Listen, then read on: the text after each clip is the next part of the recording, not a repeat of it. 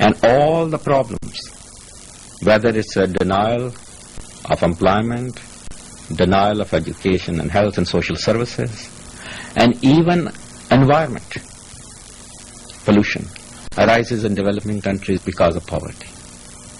What is, for example, environment and its degradation in the developing countries? They live on natural resources because there's nothing else. They cut down trees because there are no alternative sources of energy.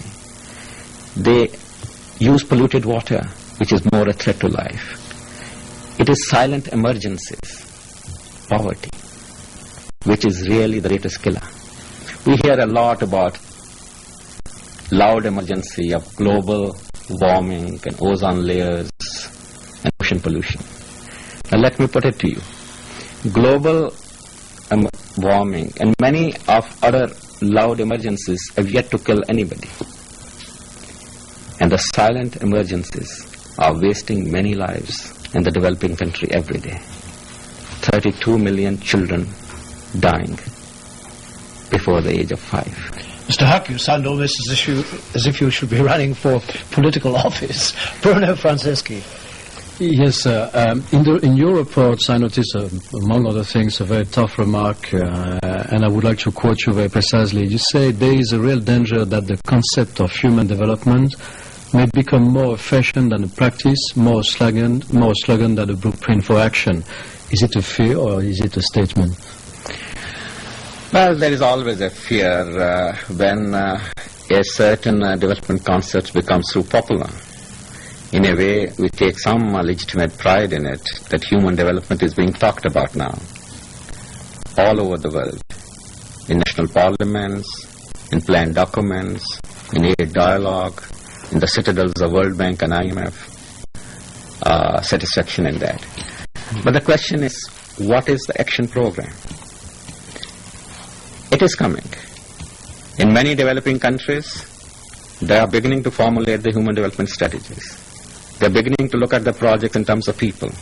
It's coming in aid policy dialogue also, in terms of military spending, in terms of human priority ratios, in terms of human rights, in terms of people behind the facade of development. So I think there is a real chance that human development concept will get what we say operationalized. It will be there in action at the country level and at the global level. But this is something for which we'll have to make a very major effort. But you are calling in your report for a World Summit precisely on the human development.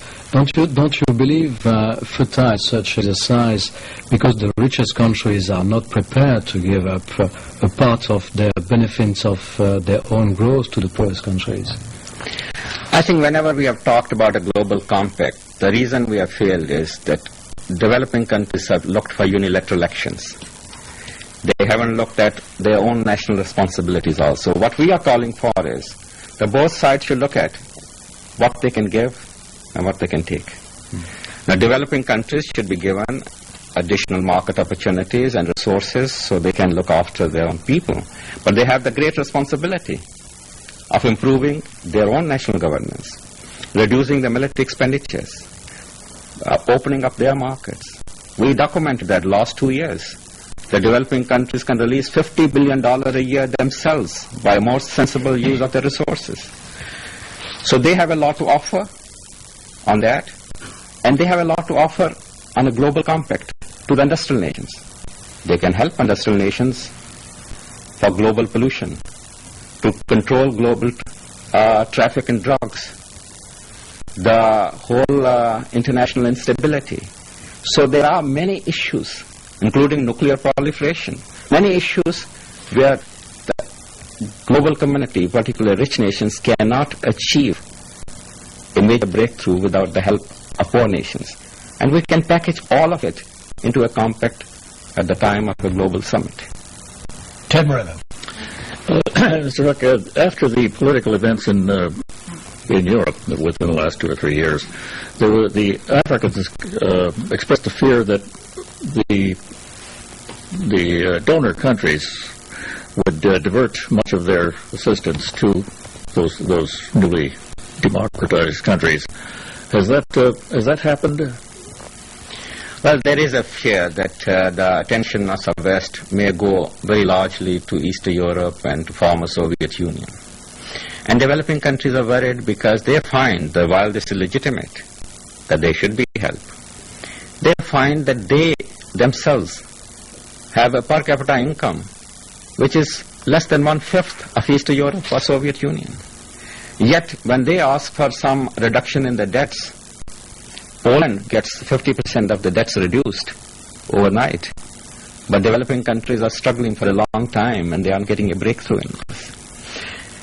They find that even the assistance which is being given at the moment, inadequate as it is not going to poor nations. We analyze in this report that only 1/4 of the assistance is going to the 10 countries containing 3/4 of the world's poorest population. And who are getting this assistance? Even in developing countries. Those who spend more on military. They get twice as much per capita as those who spend more modestly. And as such, a lot can be done by restructuring aid. Within same levels, probably a lot more mileage can be obtained in terms of development of developing countries. And certainly, we argue here that 0.35% of the GNP of rich nations is not much of a social safety net for 1 billion people in the world. Mr. Huck, that's all the time we have. Thank you for joining us on this edition of World Chronicle. Our guest has been Mahbub al-Haq, a special advisor on human development to the administrator of the UN Development Programme. He was interviewed here at United Nations headquarters in New York by Ted Morello of Far Eastern Economic Review, Yvette Collymore of Interpress Service, and Bruno Franceschi of AFP. I'm Michael Littlejohns. Thank you for joining us. We invite you to be with us for the next edition of World Chronicle.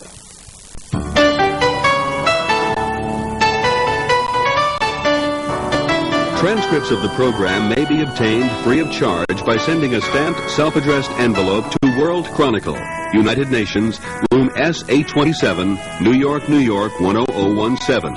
World Chronicle is broadcast worldwide and features guests whose work is concerned with major global issues. This program is a public affairs presentation of this station from United Nations Radio and Television.